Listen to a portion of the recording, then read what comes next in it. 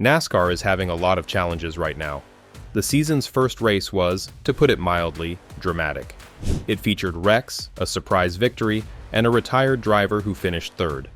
Most significantly, it was fraught with controversy, poor decision-making, and numerous queries from fans and drivers.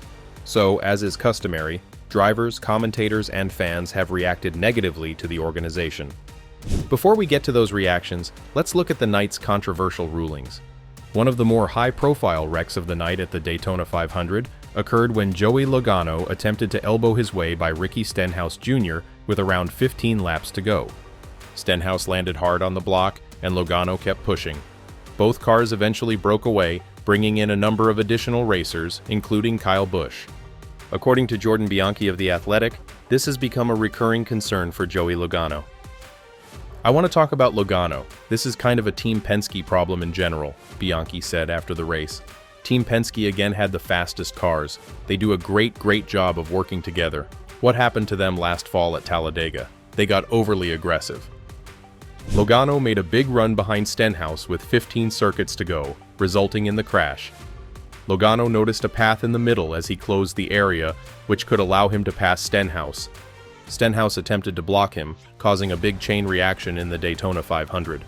Both cars collided briefly before careening out of control, knocking several drivers out of the race, including Busch. Busch had some harsh words for Logano after the race. Bianchi also criticized Joey Logano. The thing with Logano, and it has bit him a few times, he is very aggressive. Overly so sometimes, where he is a very aggressive pusher, Bianchi said. He throws big blocks, and it puts him in spots where you're vulnerable. And you can see it tonight. Kyle Busch said it. Did he need to go 3 wide there at that second? You can pick it apart and say no, but you can also say yes. So you go back and forth on this. Joey Logano finished 35th despite leading 43 laps throughout the race. That's a crushing setback for a driver who could have won the race if not for the late contact. There is a fine line between aggressive and overly aggressive, Bianchi told me. And if you continually get into wrecks and you're causing wrecks, you probably need to reevaluate a little bit and say, what is going on here? I'm looking at the larger body of work here. Look at Logano. He runs really well in these races, but he doesn't get the finishes because he continually gets in these things. And people will tell you, he pushes so hard, sometimes overly hard. But that wasn't all. Just a few laps later, calamity struck once more on the final lap. This time there was a considerable debate in Daytona. Cole Custer made his return to the NASCAR Cup Series as a full-time driver this weekend, but it did not go as planned. He wasn't expected to play a significant role in the Daytona 500, but that's how things go sometimes at NASCAR's biggest race of the season. Custer was in position near the finish of the race, as the pack approached the checkered flag with a chance to win the Harley J. Earl Trophy.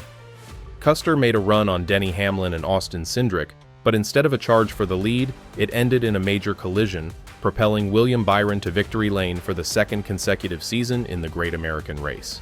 In the time afterwards, Custer has received some backlash for his move, with the aforementioned Hamlin calling him out. The number 41 had the run, and I chose not to block him. In these races, you gotta live to make it off of turn 4, and we just didn't. I thought that the number 41 came down. I'm pushing the no 2 down as low as I can, giving the number 41 all the space and not stopping his run, the 3-time Daytona 500 winner explained. I thought he steered left and was trying to crowd it. I understand everyone's trying to go for it, and he's going for it. All of us are. But in those situations, we gotta get off of 4, then we can do this. But we just never made it, and someone else won. I don't even know where William Byron was running. While it is tough to tell who is to blame for the huge accidents that occur at Daytona each year, Hamlin appeared to believe Custer was the one who ruined his night. Nonetheless, the Haas driver defended himself in an interview with Fox Sports' Bob Pockrass following the Daytona 500. A lot was going on, a lot of pushing, a lot of shoving. I wish we could have stayed together with Austin, but just how it all worked out, field blocking and everything, it just didn't work out. But yeah, everybody just going for it. At the end of the day, I mean, you're just going as hard as you can, Custer stated. These super speedway races, you're pushing, you're shoving, you're side drafting, and it's the Daytona 500. This is the biggest race of our lives, the top of our sport. It's a life-changing race. You're just going for it all. At the end of the day, I need to see a replay of exactly what happened, if I side drafted too hard, or if I hit in the left rear. I just need to see what happened, but I hate it. I mean, these guys work so hard on this car all week. From the duels, getting it ready, and just a couple of corners short of having a shot at the win. Following the major incident, some drivers, including Kyle Busch, retaliated, as we reported yesterday. But this time, Denny Hamlin is unhappy with NASCAR's direction following the tumultuous Daytona 500 finish. Hamlin chastised NASCAR, alleging that winning races is solely based on luck. Over time, we've used to run 200 miles an hour at superspeedways, and the cars were hard to really drive and handle, Hamlin said. Daytona 500 was a battle of the best driver and the best team that brought the best car that had a great setup under it. Some of the greats of our sport could navigate the traffic and use it to their advantage. That art is gone now, just like the art of passing on short tracks is gone now. Now we just knock each other out of the way and say, that's just short track racing. We've got to get this thing back. We don't have to. I'll be gone shortly, and this can just continue down this road. Hamlin then spoke about his experience dealing with these problems as a co-owner of 23-1 Racing. I spend so much money at 23-1 to ensure my team and my drivers have the best cars available to go out there and compete for a win, he said. But it's just such a in crapshoot now. What do you think about that?